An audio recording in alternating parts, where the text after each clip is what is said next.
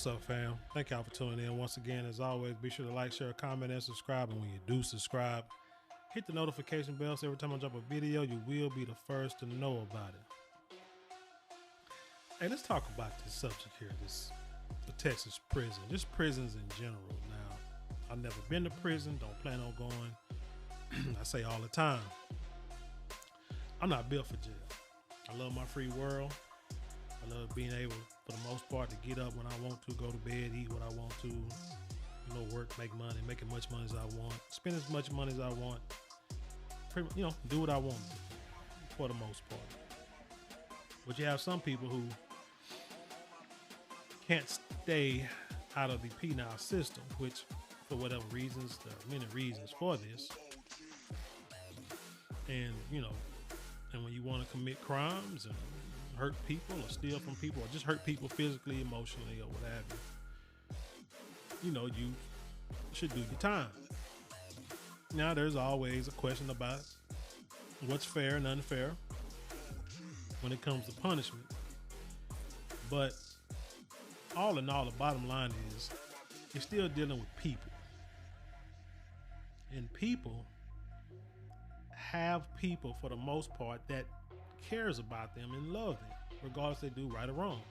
Matter of fact, I'm sure many of us know people who may have not went to prison, who have done us wrong. Family members who do us wrong. They steal from us, use us, and then want to blame us if we don't come through, do things to us, put us in situations that we feel that we shouldn't be put in. And they do this all the time, but yet we still communicate with them. We still take care of them. We still allow them to be in our lives.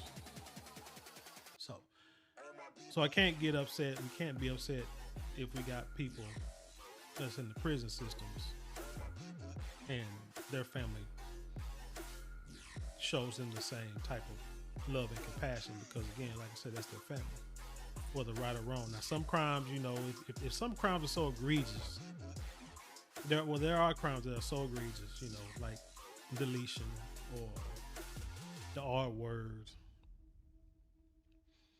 If these people are guilty, they may just, okay, I can understand this inhumane treatment, but you got people in there. Well, you know what?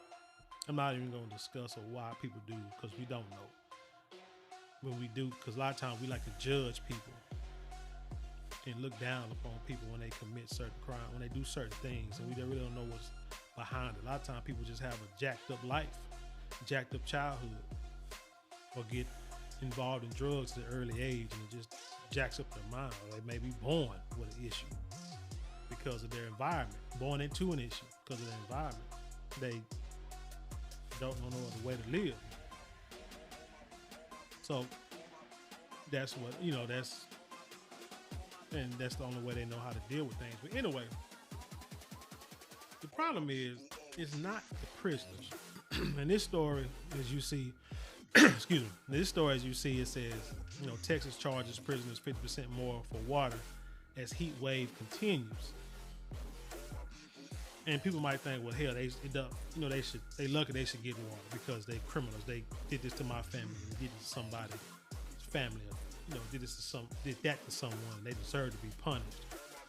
Yeah, I believe, depending on the crime, all prisoners, everyone does not deserve the same treatment or the same time. You understand what I'm saying? Like if someone is doing dastardly deeds to little babies, little kids, I don't think they should be in the same prison, get the same treatment as someone who may have, stole a bag of diapers, or, robbed a bank, something like that, or even stole a car. It's just not the same, shouldn't be the same treatment. But it seems like everybody gets the same punishment. But when it comes to Texas, and like I say, this water price, there's something that a lot of people don't realize. And I'm going to bring it up here shortly. But let's get into the story. And let's dissect this a little bit. This is from KUT.org. It said Austin's NPR station. And just read the title. Let's go down. It said the price of bottled water went up 50% in prison commissaries across Texas last month. The controversial move has two state agencies pointing the finger at each other as inmates struggle to endure and entrenched in deadly heat wave in facilities without air conditioning. The state raised the price from $4.80 per case, 24 bottles, to $7.20 per case on June 27th. Commissary vendor Royal Pacific Tea Company requested to raise the prices in March, even though its contract was incomplete. The prices were negotiated by the state comptroller's office and appeared to be approved by the Texas Department of Criminal Justice. Now I'm gonna say this, man, we just need to try to stay up out this system, man, because this is like ridiculous. Now y'all might think $4.80 a case, shoot, that's good. You know, that's what we paying out here. Even $7.20. I pay about $10 a case of the water I buy. So, you know, I can say, well, $7.20 don't seem that bad, but you got to think about it. Most prisoners, well, I'm saying most prisoners that get paid, most prisoners don't get paid, and those who get paid work if they get paid, and I probably make in an hour what they make maybe a week or maybe a month, depends on what kind of job they get and what prison they in. So if that's the case, then that $7.20 is a lot. That is a lot. That's like working. If you think a prisoner gets, let's say a prisoner get paid $1 an hour. Let's just say that's like freaking a little over 7 hours. Let's say they get paid 50 cents an hour. That's like 2 days worth of work to get a case of water that you're probably gonna drink through in a matter of a few days. And then you got other prisoners who's probably gonna try to take your water, steal it. And then that could cause issues and fights and riots and violence inside the prison. If one dude got a case of water, he ain't trying to share it with nobody. He may sell it, and other people ain't got it, so they're gonna try to go get it. But anyway, wow. Well, that certainly sounds like price gouging, doesn't it? Says Michelle Deach, director of the Prison and Jail Innovation Lab at the University of Texas at Austin. Now look at this. About 2/3 of Texas prisoners lack air conditioning, and 271 deaths between 2001 and 2019 may have been caused by extreme heat days, which I'm quite sure it did, according to a 2022 study published in the Journal of the American Medical Association. So it's a reputable journal. Sure, it's peer-reviewed, so it's probably how they died. Now here's the thing that some people don't really take into consideration. Inmates and their families are bearing the burden of the price increase at a dangerous time, with heat in Texas prisons regularly in excess of what would be considered safe levels in county jails. No similar restriction on temperature exists for state prisons, and internal temperatures in June were largely above the 90s, with some facilities over 100 degrees. Man, I remember this past weekend, man, I was in a church, and it's like 100 degrees outside, and the church was packed. Had fans going. I think the air was on, but man, it was so hot in that dang on church. And when you got so many people, I mean, it's 100, like every pew, every seat was full. And then they had chairs next to the pews, and they had people standing in the back for this funeral. And it felt like I was suffocating. Even if we had hand fans or using the program, the fan, it was just like the air was like being sucked out the room. And it felt like the air was not on. It was just burning up in there. And I think the air conditioning was on, but it was just an old building, and the air conditioning just wasn't equipped to deal with the capacity of the people that was in there at that time. So you can imagine this going through this every day in prisons, and they have no air conditioning. You say, why make it more expensive during a heat wave? During natural disasters such as hurricanes, this would be illegal. What is the difference? Asked Quanetta Harris, an inmate at TDCJ, in an email to TPR.